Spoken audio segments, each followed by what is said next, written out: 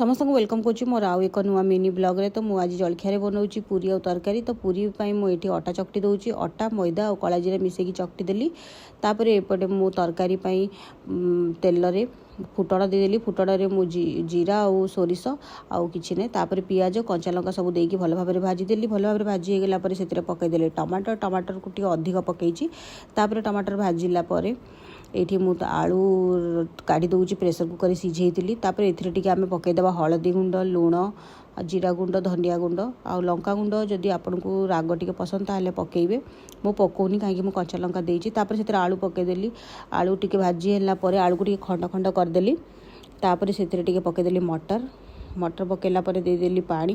तापर ताको फुटिया छाड़देली। एपटे मु पूरी छाणी एबे आ मु जेतेबेले पूरी छाणे ना तेल रे ही बेले मु ताको आ अटारे बेले कौन हुए ना अटा गुंड गुड़ाक से रही जाए। तापर आ ताको व्यवहार करने माने भल लगे से तेल देकी बेलिले से तेल जमती को सेमती ही थाए तो ठीक लगे। तापर ये तरकारी भी होगला। तापर धनिया पत्र पकईदेली।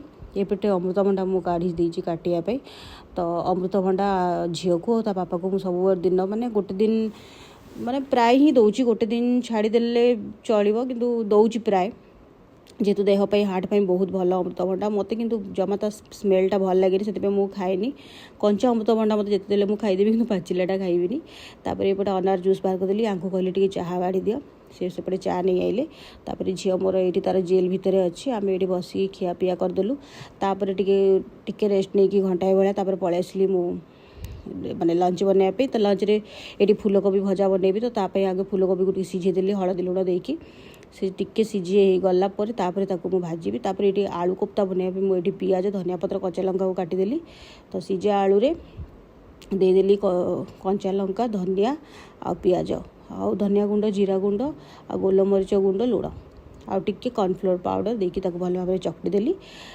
तापर से टिके मटर भी मु पकईची।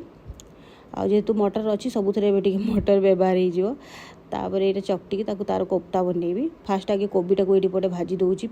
जीरा देदेली, पियाज आ किछि नहीं, बस कोबी पकई देकी से टिके हल्का हलदी लंका गुंड देदेली, लुण देकी ताको सेपटे टिके भाजिया पे बसईदेली। एपटे कोफ्ता बनईदेली।